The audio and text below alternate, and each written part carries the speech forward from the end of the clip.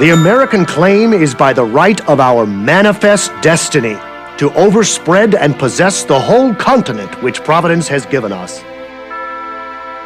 Manifest destiny is a very complicated set of concepts that have deep roots in American history before the 1840s. The term was coined by John L.O. Sullivan, newspaper publisher, and it was meant to convey the sense that the United States was destined by God, by Providence, to expand from sea to shining sea, to coin a phrase. It's a kind of variation in a theme that's been going on in U.S. history since the beginning. We know that the Puritans went to Massachusetts because they wanted to create a city on a hill. They had this missionary impulse. It's present in the founding of the Republic. So it's a variation on the theme of mission in American history. You cannot look at Manifest Destiny without recognizing it had extremely dark sides as well. There were very strong taints of racism, of ethnocentrism, of imperialism even. And when the policies came to pass from rhetoric and kind of politicking to policy, with the coming of the Mexican War and beyond, you started to see the really dark side of Manifest Destiny as well.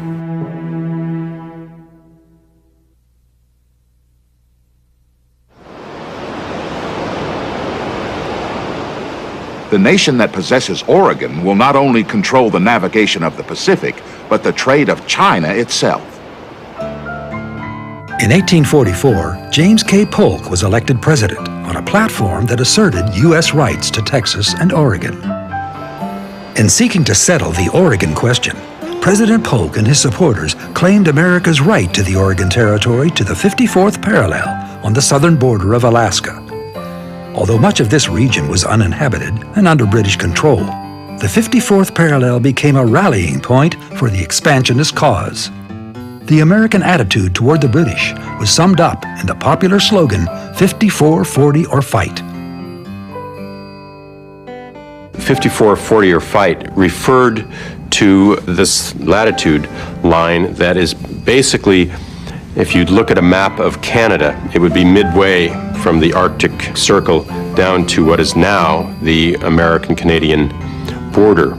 Well, that was a pretty bold, brash thing to say, but it makes for good politics. And so the phrase 54-40 or fight, in other words, the British give us the land, the border at 54-40, or we fight.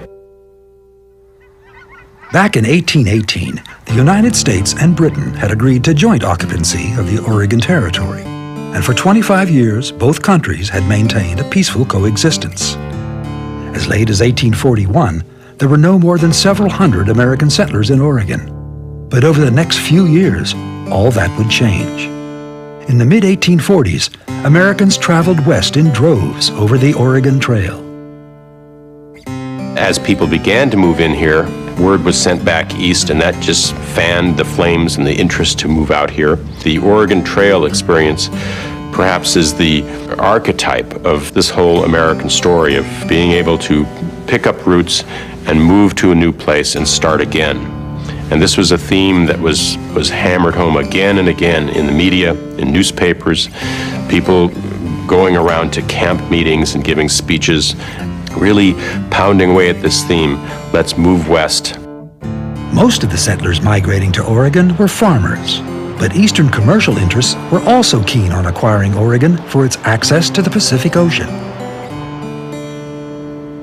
However, when rapturous reports of the bounty and beauty of California began to reach the east, attention was suddenly drawn further south.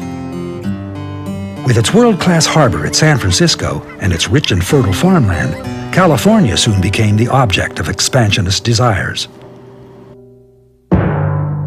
Afraid that pressure to give up Oregon might spur the British to vie for California, some Americans began to moderate their demands for the 54th parallel. We must surrender a slice of Oregon if we would secure a slice of California. Tensions between Mexico and the U.S. were already high. Fearful of a war on two fronts, Polk chose peace with Great Britain. He offered to divide Oregon along the 49th parallel. With the resolution of the Oregon boundary dispute in June of 1846, Polk and the nation could turn their full attention to the conflict with their neighbor to the south.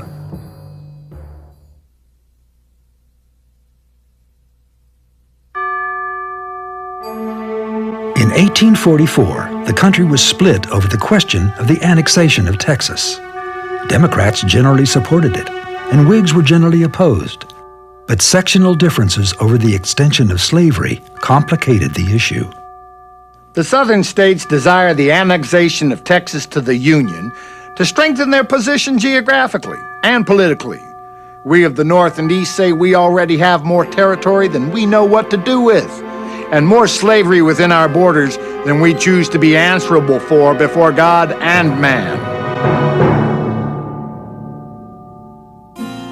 Texas had been an independent slave-holding republic since 1836. But neither slavery nor independence had been part of Mexico's original plan for its northeastern province. Initially, the Mexican government encouraged foreign settlers with the offer of cheap land and exemption from taxation. It was very, very difficult to encourage people to actually settle these very harsh terrains of the American Southwest.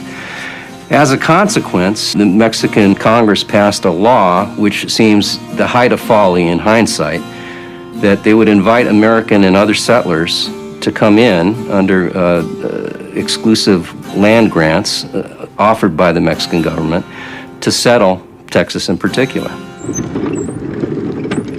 As a result, thousands of Americans, and their slaves, by the way, even though this was supposed to not happen under the law, began to settle Texas as what was hoped to be a buffer against further encroachment of Americans from the East and other settlers for that matter. The first Anglo settlers arrived in Texas in the early 1820s. Led by Stephen F. Austin, 300 families settled on the Brazos River. But by the late 1820s, some 20,000 Americans had crossed the border to live in Texas. In contrast, the Mexican population of Texas was less than 4,000. Texas is Mexico's most valuable possession. I pray God that our neglect will not lead to the loss of such a precious part of our territory. In 1829, the Mexican government realizes that perhaps they did the wrong thing. So, first of all, what they do is that the president frees the slaves. The Texans are able to keep their slaves by signing them up for long-term work contracts as indentured servants. So they don't really lose their slaves. The other thing, though, that they do, the Mexican government in 1830 decides that U.S. immigration will not be allowed anymore. Over the next few years, relations grew strained between the central government and the outlying province. And when Mexico tightened its control over Texas, the anger of Anglo settlers was aroused. When the Mexican government attempted to clamp down and enforce the provisions of the law, this created the spark that ignited the revolt in Texas. The same kinds of tensions paradoxically affected the Mexican Spanish-speaking people who lived there also. Many Spanish-speaking people, in fact, sided with Stephen Austin and Sam Houston and those people based on their tensions with the government in central Mexico. Citizens of Texas, your rights must be defended. The oppressors must be driven from our soil.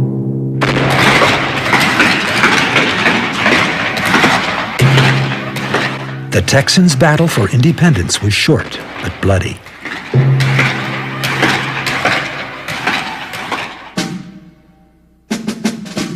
Almost immediately after gaining its independence, Texas petitioned the United States for statehood. For the next 8 years, Congress debated whether to add Texas to the Union. Divisions over the expansion of slavery prevented a decision. But in 1844, alarmed by the growing relationship between Texas and Great Britain, President John Tyler pushed hard for annexation. The election in November of the expansionist James K. Polk provided further impetus. The following spring, only days before Polk's inauguration, Congress passed a joint resolution inviting Texas into the Union. On December 29, 1845, Texas officially became the 28th of the United States and the 15th slave state. By that time, war with Mexico was imminent.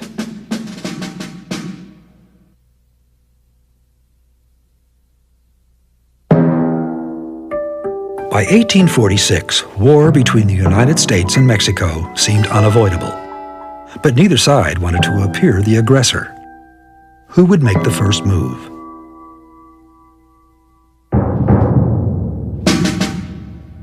President Polk provokes a war with Mexico by sending troops into what most people claim is disputed territory, and that's the territory between the Nueces River and the Rio Grande River.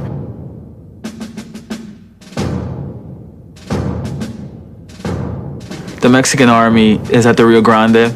They see the Americans cross over into what they see as Mexican land, and they attack them.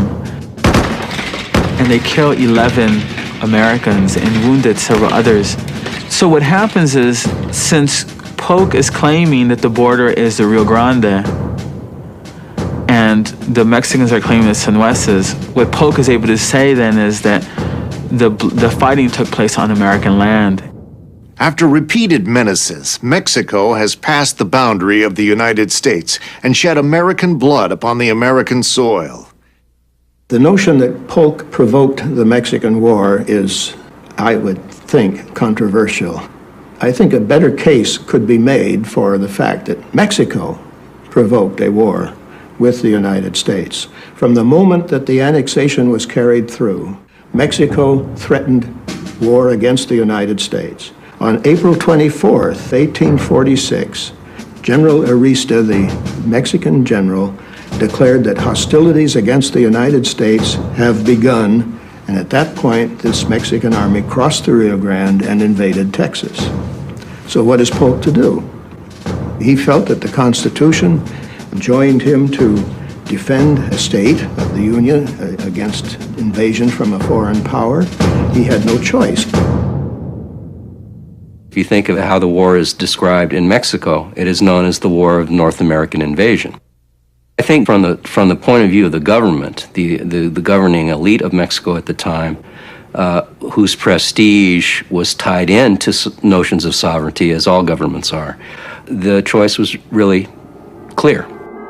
There was no question that the territory had to be defended, and this is really what had been taking place all the way back to the Texas Revolution. With regard to the common people, though, too, I believe that there was a deep sense of outrage and injustice and a sense of American aggression and imperialism.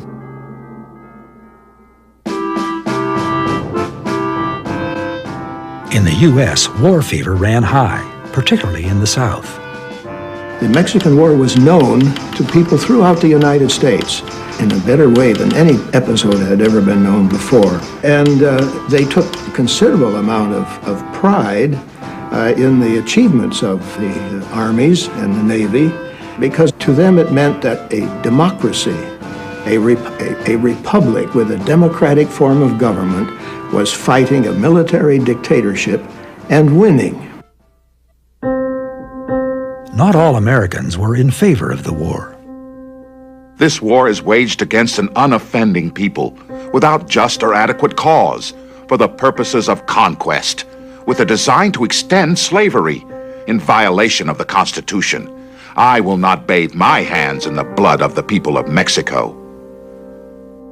Several key individuals oppose the war. Henry David Thoreau opposes the war, in fact writes on civil disobedience because of this. The other person who opposes the war is going to be Ralph Waldo Emerson.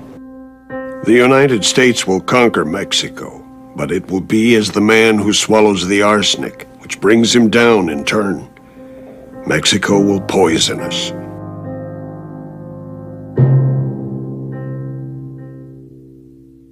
Despite opposition at home, the United States quickly adopted an aggressive military strategy. Polk sent armies deep into Mexican territory. There's a three-pronged offense of Mexico. First, there's the Army of the West that goes into New Mexico and very easily defeats the New Mexicans. So then that army eventually goes to California and wins several battles there. And then there's the Army of the North that goes into Chihuahua and northern Mexico. Again, by early 1847, is able to capture Chihuahua, most of northern Mexico. And then there's the Army of the Occupation. And the Army of the Occupation under Winfield Scott goes down to Mexico, lands in Veracruz, and basically takes the same route that Cortez took to get to Mexico City.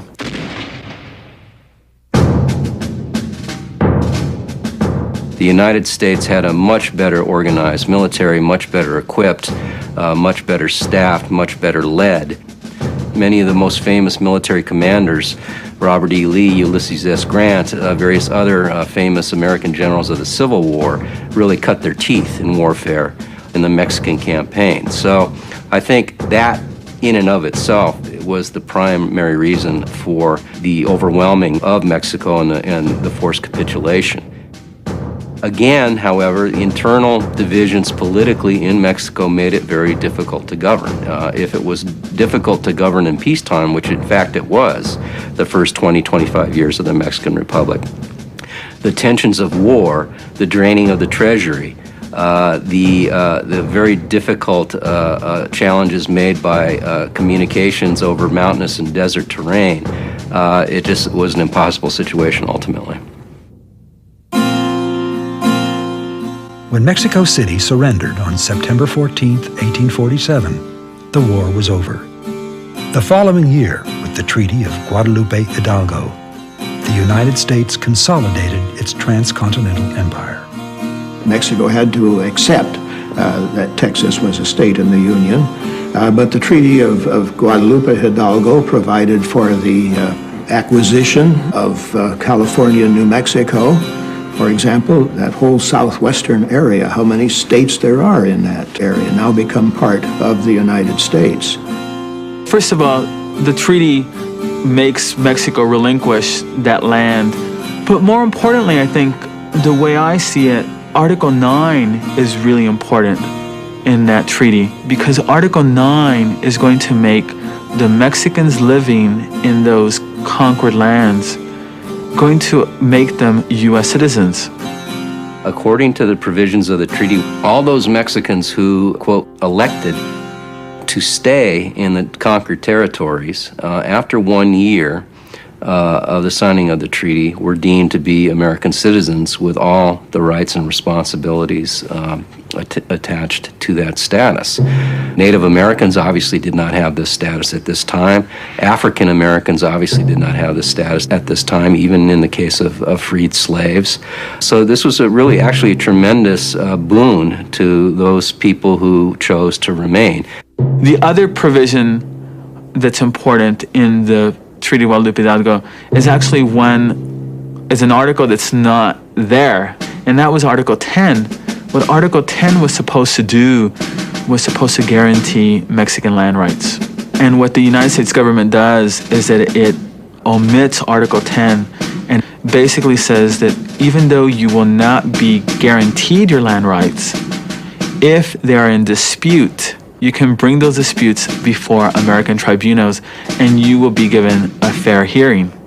Now what that does then is that it opens Mexican land to squatters, basically. Squatters look at Mexican land as public domain.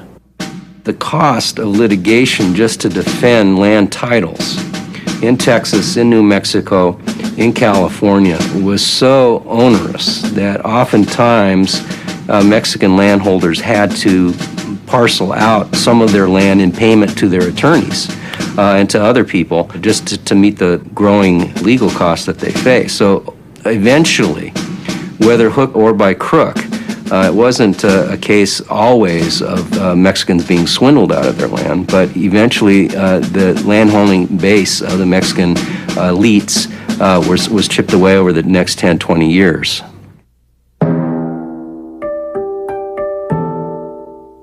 With the ratification of the treaty, the Mexican and Indian populations of California and New Mexico suddenly lived in a new country. Under the new regime, Mexicans were marginalized and discriminated against by Anglo settlers. For Indian peoples, over whom Mexico had exerted only minimal control, the change would bring war, loss of autonomy, and near extinction. For both Mexico and the United States, the war would have significant long-term consequences.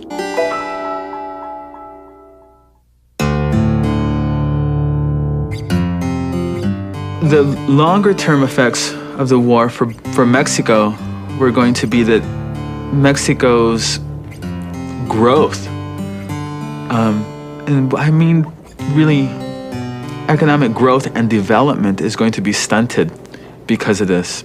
And the other thing that's going to happen is that it's going to create the relationship that exists today between the United States and Mexico, an unequal relationship, one where Mexico is dependent on the United States. Now, for the United States, the long-term effects were going to be that now the United States had a group of people that had belonged to another nation within its borders. That group of people that are going to be very different from most other people in the United States. So you have a whole group of people that have more in common with Latin America than the rest of North America within the borders of the United States.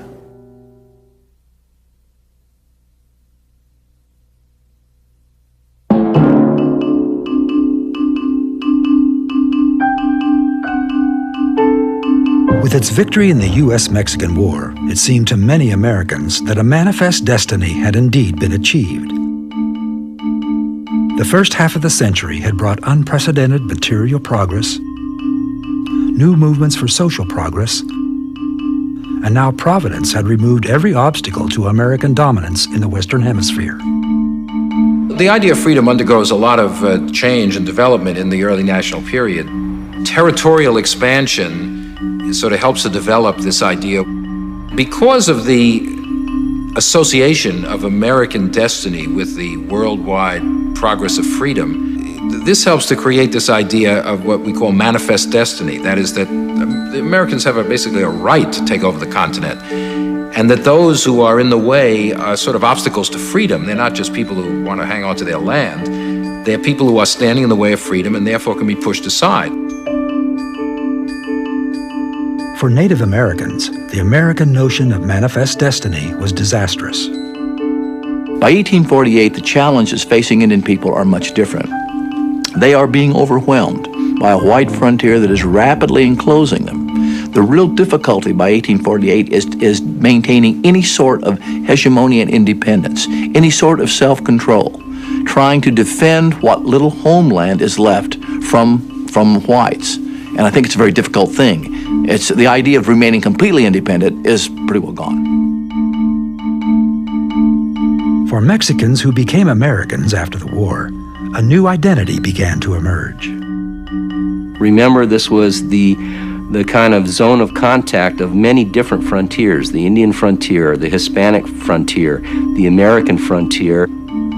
People were far distant from the centers of power at the time, and I think this first generation of Mexican Americans probably didn't really change all that much in terms of their orientation. They continued to practice their customs. They continued to speak Spanish almost exclusively. They continued to eat their food and to raise their children in the Catholic faith. And this made them fundamentally different from the English-speaking Protestant Americans who were coming in. And so I think it was only in juxtaposition, it was only in terms of new people rubbing up against indigenous people that you began to see the sharpening of lines of identity and a different crystallization of people's sense of identity over time. But this took some time to develop after the war in 1848. With the market revolution and the expansion of voting rights in the first half of the 19th century, freedom came to mean more than mere absence of bondage. It meant free labor, universal suffrage, and democracy. When white males achieved this kind of freedom, other groups began to demand it for themselves. Abolitionists and women's rights activists gave new meaning to the ideal of American freedom. For African Americans, they were committed in philosophical ways to freedom, certainly. But you know, it's something different when you've got a mother, a father, a sister, a brother, some close friend or relative who is actually a slave. From the standpoint of African Americans, abolition was more than just a philosophical commitment. And they took their emotional and heartfelt concerns about this institution and the need to abolish this institution into the integrated abolition movement. They insisted that freedom must be colorblind. They went back to the rhetoric of the revolution of freedom being a universal entitlement, a birthright, and it's really their concept of freedom that we adhere to today, that anybody born in the United States is a citizen of the United States entitled to the same rights as anyone else. Similarly, the women's movement challenged this very powerful ideology which distinguished between the public world of men and the private sphere for women. 1848 is the year of one of the great documents of American history, the Declaration of Sentiments that Elizabeth Cady Stanton drafts for a grand meeting at Seneca Falls. And that document still resonates richly in our lives. We still have something to learn from it.